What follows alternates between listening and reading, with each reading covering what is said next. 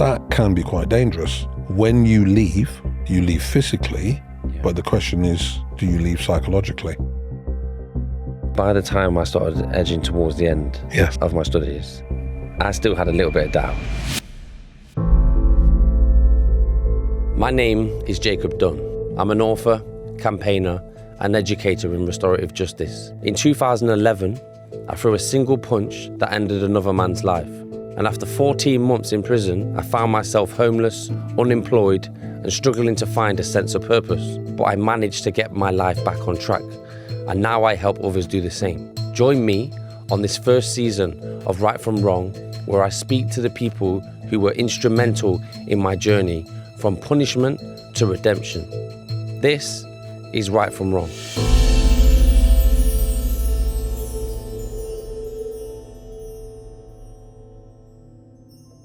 It's a pleasure to welcome you back to Right From Wrong. This is a big episode and a big moment in my life. As you may have heard in the previous episode with Joan and Nicola, I had decided to go back into education and give my GCSEs another shot.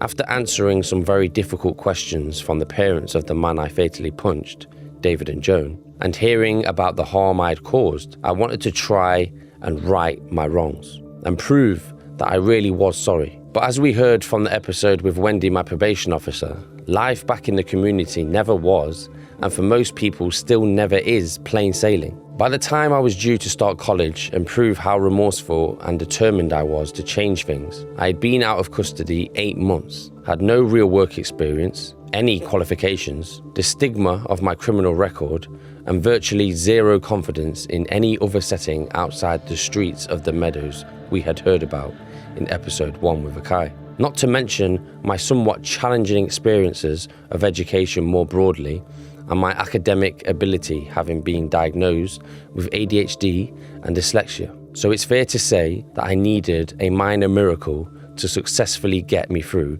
the next academic term in one piece. A few decent grades to wield on a piece of paper and a renewed sense of belief in myself would be nice, but I don't think anybody was holding their breath. I now work in a variety of settings, delivering programs and interventions, and I have come to learn that the prep and content is only ever as good as the person delivering them. So, it is a huge honor and privilege to welcome to the show my college teacher, Derek, the man that encouraged me to not make excuses and pursue education with courage by applying the study of psychology to my own personal transformation in real time. Please welcome Derek to the show. Derek, thank you so much for being on the show. Nice to be here and good afternoon. Can you give the audience and the listener some context about your role and the college that I attended? So my role in the college was of head of academy. So I was responsible for all of the GCSE provision and also responsible for ensuring that students, staff, all the infrastructure, the logistics were in place so we can actually offer any student the right educational setting so that they could achieve their best grades possible. And what would you say the typical student was? GCSEs in further education normally are established to support students who didn't do so well at school. Somebody like myself, I left school with no GCSEs in 1979. So, possibly the whole experience I had of school was something that I brought back when I decided to enter the world of education and to create platforms, because schools don't fit everybody. That system might not be right for all people, but I believe that everyone has the actual wherewithal to actually go forward. Yeah. You weren't even supposed to be teaching me, were you? As you just alluded to, you were the head of the academy. That's right. Overseeing the running of the entire place. Absolutely. So it will be interesting for the audience and listener to get a bit of an understanding as to how you ended up teaching psychology curriculum. That's a real interest area of mine. I studied psychology at degree level. It just so happened in the year that you arrived, we had a very large influx of students who decided to take up the subject. And I think we had a class size of about 45. Now, I decided it was a great opportunity for me to, A, support my colleague, the teacher who was signed up to teach psychology by splitting the class and offering anybody who wanted to come my way to actually be taught by me for that academic year. And I remember being sat, like in school days, at the back of the class with the 45 students and seeing you come in and go, right, who's coming in my class? We're splitting this group. Absolutely. And you had a reputation within the college, in the short time I was there at this point, of being, to some people, intimidating, right? I knew off the bat, I was there because I had applied to be at college. Yeah. I was there because I made a decision to try and re-educate myself. Yeah. Because I realized that I had limited options in the workplace or to try and improve my life. Yeah. And I needed at least my GCSEs to get me going. Yeah. So I knew I had to apply myself with a degree of enthusiasm and determination. But obviously, as I alluded to in the introduction, I kind of had a lot of baggage from previous experiences of education and my own belief in my ability, academic ability. Sure. So I made the call. I said, I need to be in Derek's class. There was a girl next to me. She said, look, we definitely need to go in Derek's class. Like, we're not here to mess about. I didn't want to mess about. And I was more likely to mess about in the other group.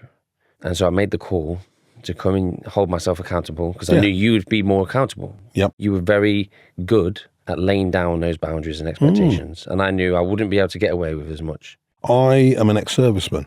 I spent 23 years in the Royal Air Force. Now, what I'm very clear about is the establishment, i.e. new opportunities, the academy, was designed to help anybody who wanted to actually engage in that educational setting to become great. All you needed to do was to follow the rules. Now, it might have been the case that I was very clear about what those rules should be. And those rules were there for staff and students. Yeah. Some people would take to that, no problems at all. Some people might find that a little bit difficult to embrace. However, the safety within that context means that if you embrace those rules, if you appreciate the boundaries, they are there to support everybody in that environment. We're all going to do well. Yeah. When you came into the classroom, I saw a very quiet guy who decided to sit on his own. You know, your eyes said a lot. You didn't speak much.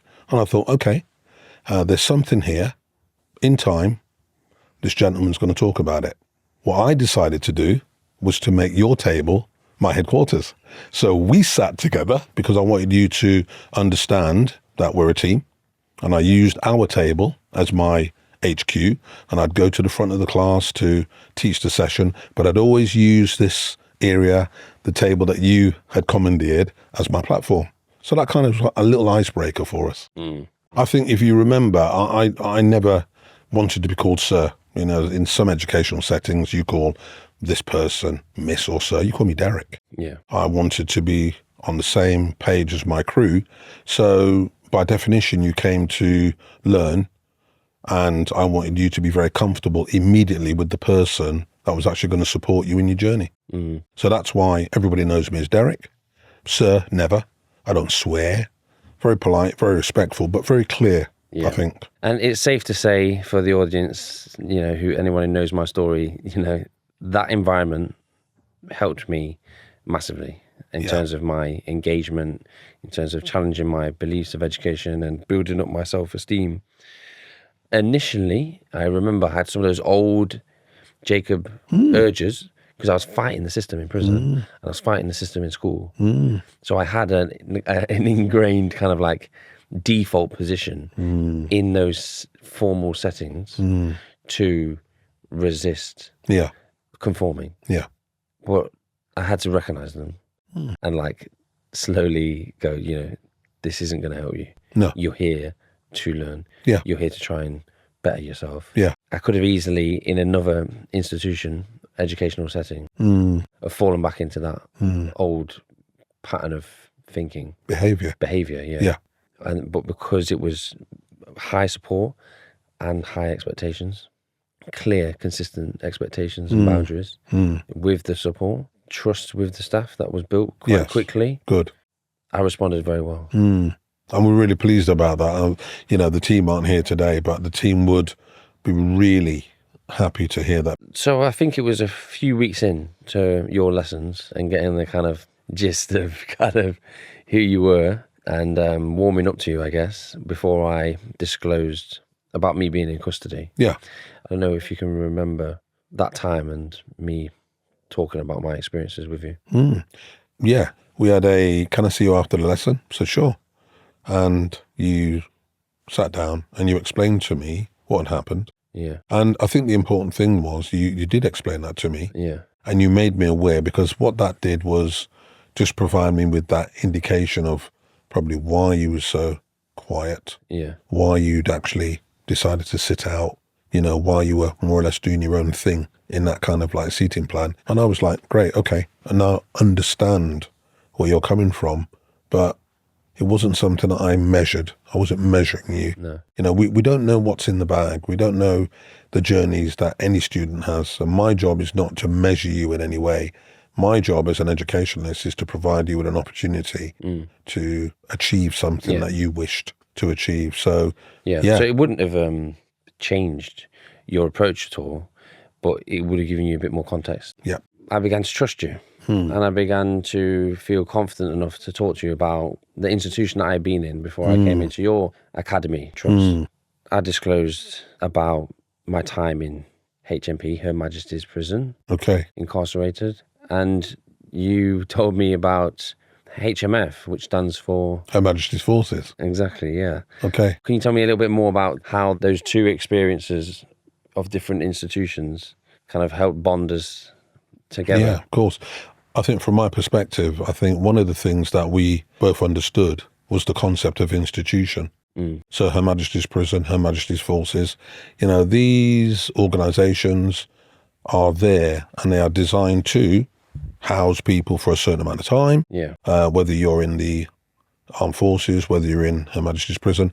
And actually, this whole concept of the institution, the rules, the regulations, the establishment. I think what we actually felt when we discussed, those two experiences was that connection with what that institution, those institutions can do for you, do to you, and how you might actually have difficulty when you leave. Institutionalized. Absolutely. And there's the word that we understand from the study, the subject that we both enjoy. That can be quite dangerous, because when you leave, or you're asked to leave, or you're able to leave, you leave physically, but the question is, do you leave psychologically?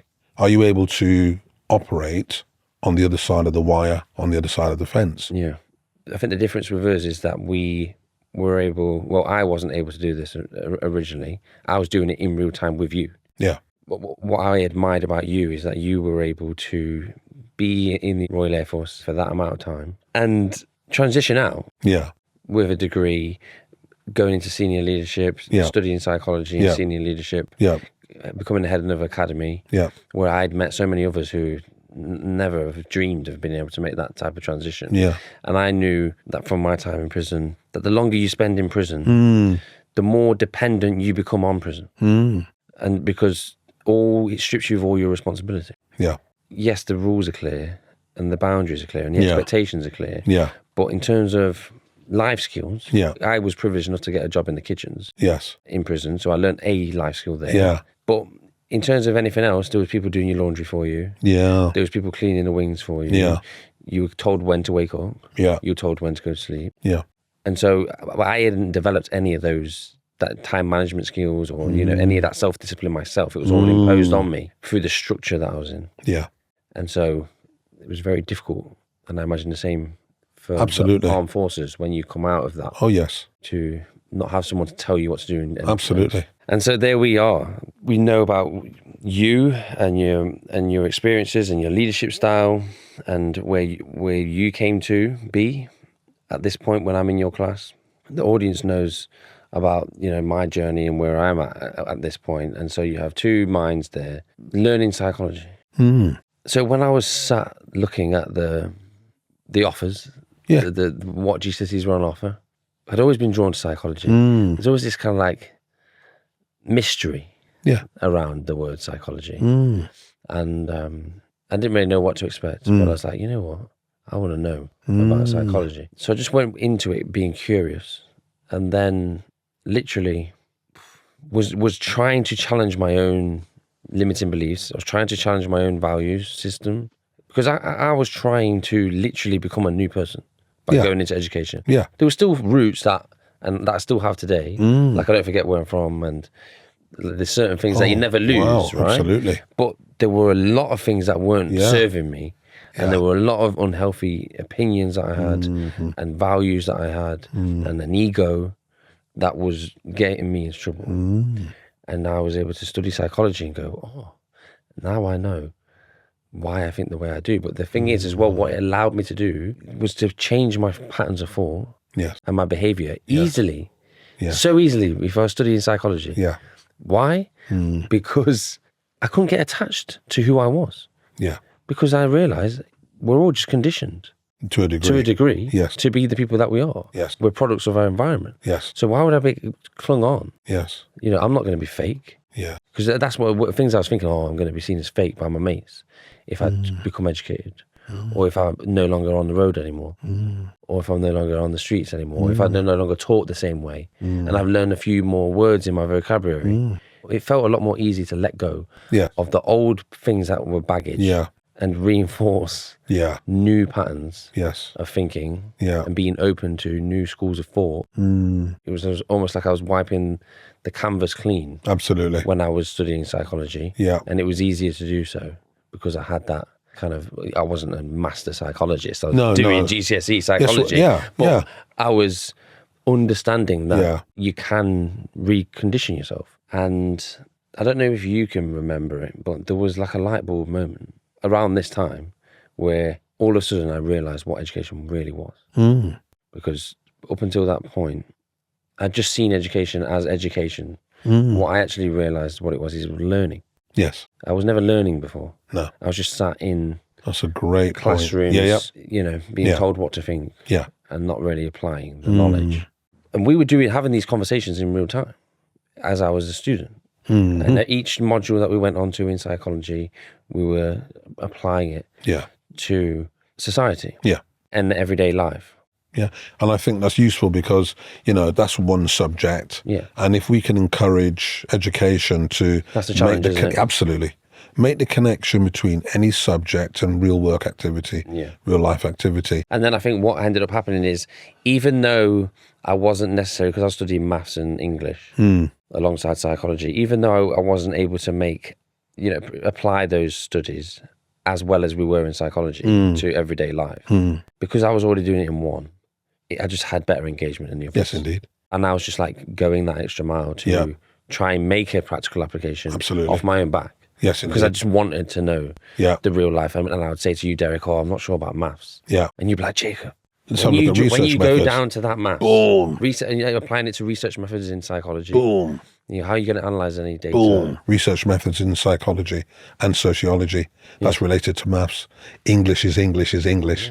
Okay, you've got the text in English, but you've also got English that sits around any subject. Anything, writing your CV. We connected all of the curriculum together. The maths in physics, the maths in chemistry, you know, the writing in biology. Yeah, and evaluating a study in psychology. Absolutely. I need to know how to... You need to understand English. So we, as a team, brought curriculum together. And then you had, alongside that, staff that felt supported, students that felt supported, and very clear expectations and boundaries that everyone knew where they stood. I think it was important for us to have the whole package. But I think for me, your point there was important that the team understood that our customer, the cohort, were the most important people. And you had 8 months to get your 5 GCSEs. But in my mind, if we got the job right, you'd get those 5 GCSEs in those 8 months. And I think by the time I started edging towards the end of my studies, I still had a little bit of doubt about myself, just in terms of could my memory work well, or would I perform on the day? But did you notice a difference in my engagement from that boy who came in, who was a bit quiet, struggled to make eye contact, to the end of that year? Well, you were sitting on other tables. You were talking to other people in the room. You know what was quite nice? When you started to share the theoretical aspects that you'd learned to other students in that classroom. When you started to say to, one or two other students who just weren't getting it, come over, come and sit next to me, let me explain it to you. You felt confident enough to start to engage in the community, where I would say, what do you think to that, John Jacob? Well, and off you'd go. And I'm happy with that because, we call that flip learning. You explain it. If I need to step in, I'll step in. You invite me to do that. Yeah, that was a great little tool that you used. Oh, well, come on. This is where we start to give individual voice and agency. Yeah. Or we say to someone, what do you think about that? What's your opinion? If I need to step in to brush up or to tidy up, yes, I can do that. But primarily, you're writing your answers to your questions there because you're engaging and you're looking at that, but you're able to do that well in advance of the exam. Yeah. You get to the exam and you're on it, because you've already been there psychologically. And so life has its ups and downs. Yes. And I was on a big curve up towards the end of our year at college. And then I had the news that my mum had passed away. I remember coming to you and I actually rang you, I think. And I was like, Derek, mum's died. And you just had that same approach. It was like, we got this, Jacob. Yeah. We've got a couple of weeks left. I think it was May. Yep. She passed away. Yep. And we, exams were coming up. I think what I did is I got an A-level book and I said, look, let's have a look at this thing called critical life events. There's an aspect of, it was A-level psychology, something that I'd covered when I'd done my A-level, critical life events. And we looked at that event, shared my own personal scenarios with you, and actually looked at the context of how it's seen, measured, and then how we can use that knowledge to go forward. At that time, I had to do two things.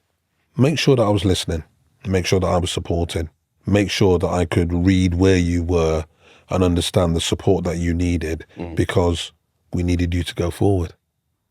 And if it meant that we needed to put in extra time, if I needed to give you some flexibility around curriculum, done. But also to make sure that we covered the gap and to give you that belief system that there's a job to do coming up, and mum would wish that you finish that last furlong. Yeah. And it became, in a weird way, a motivator to continue. Yeah. Because the thing that upset me was that she never saw the grades, but she always believed in me. She was the only one that was trying to hold me accountable. And then at the same time, you were the first person in an educational setting, post-prison, that was also trying to hold me accountable and believing in me and reinforcing what I couldn't no longer see in myself. Yeah. And then I started to believe it. Where you were with me studying psychology, and in that scenario around mum and around our conversations and this teacher-student relationship, and we'd had a significant journey from the day that you actually shared your experience with me. And again, who am I? I've got to finish this job. Yeah. I've got to get you past the finishing line. I've got to get you ready for the next step. Because in my mind, it wasn't going to stop at GCSE. No. It was going to go on, and it could have gone on and on. Yeah. So, the relationship that we had in terms of, supporting you, and I know other colleagues stepped in as well, in that very crucial time, but making sure that you understood. Can you see that finishing line, Jacob? We're back to Jacob, can you just look over there? Can you see that finishing line? And I remember you say you used to go 10 weeks Let's go. to exams. Let's go. And you used to say, we're athletes here. That's right. We're athletes. And we are not, you don't want to be ready to run a 100-meter sprint 6 months out from the race. Right. We're preparing. We're doing? Working up. That's right. And we're working up. We're putting the groundwork in. And then by the time... 10 seconds. Boom. 10.1, 10.2, 9.9. And so did you expect... Because I came to collect my egg results. Yes. And I opened up the envelope. What grades did you get? And I was like, Derek. I was like, I got A-star in psychology. Yeah. A-star in English. Yeah. C in the maths. Yeah. And you're like, Jacob, you got the highest marks in the entire Nottingham. Yeah. In that year. Group. Yeah. And I was just like, yeah. What I was looking at the paper, I was like, this is mad. You put the work in. I wasn't surprised. I think, you're a very academic man. You just needed an opportunity to demonstrate that. So you know what, my friend? Good on you. That was it. You come and you meet many people in college who go on different paths. And most people do need to get those core functional qualifications, maths and English, before they can pursue anything, whatever it is they want to do. And so if there are any young people listening or adults wanting to retrain and go into something else, yes. I would encourage you to have the belief to give it a go. If you're an adult and you haven't achieved your maths and English yet, go to a local college, go to a training provider, sign up. Yeah. Go and sign up. If you don't achieve it in the first year, have another go. Yeah. Keep going. Yeah. And make sure that the support is around you, but don't give up. Keep moving forward. So, as any person, any educator, you only sometimes have a small window with a pupil. Yes. And it was an honour for me to have had you as my mentor and really enjoyed teacher. working with you. Fantastic. But it was a flash in the pan. Yeah. And I was off. Yeah. I had the core foundation, as we've touched on, for pursuing education or careers, multiple different pathways. And I went on to do an access course. Fantastic. Social sciences. Yep. So I studied a bit of sociology, psychology, a bit more psychology, and English. Yeah. Originally, I wanted to be a social worker. Yeah. But unfortunately, my criminal record meant that I couldn't. So my backup option was criminology. Mm-hmm. I thought, I've got lived experience in the criminal justice system. Yeah. Let's go and have a look at the theory of crime and match that up in terms of my consultancy work going forward, in terms of looking at policy, working within the criminal justice arena and education arena as to how we can make those changes that are necessary. And so we had a 10-year gap. And then we met up again. And then how was that catching up with someone? Because, to me, it didn't feel like any time passed. No. And although a decade had passed, Yes, it was like catching up with an old school friend or something. absolutely. Yeah.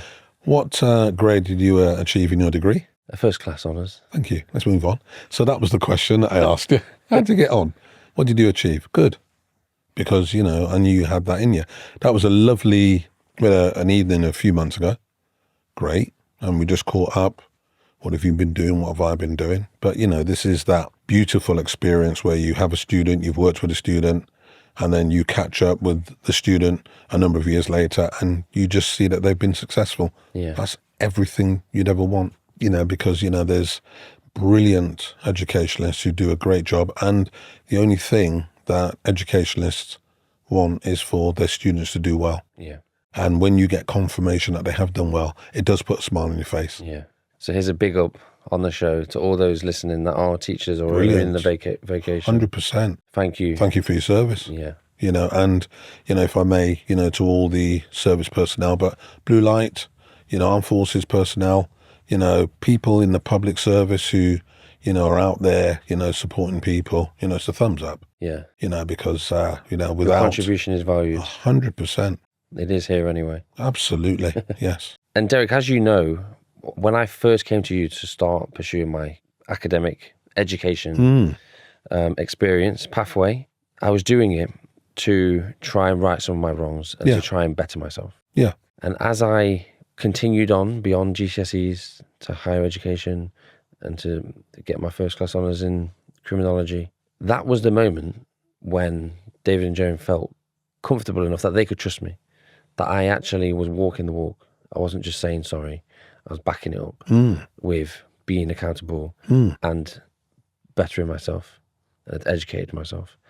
And if it wasn't for you, when I first went back into education and having that positive experience, I don't think any of that would have been achievable. It would definitely be difficult to put into words how important a role you played in my story and in my journey to the man that I've become. Well, the way that I see it is this, Jacob. I created the opportunity, you done the work, and you did do the work. So well done.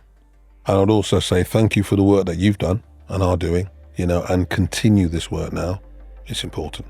Thought the play was unbelievable. It's been a privilege actually working with you from day dot and seeing you here today. And just keep going, my friend. You've got some important work to do.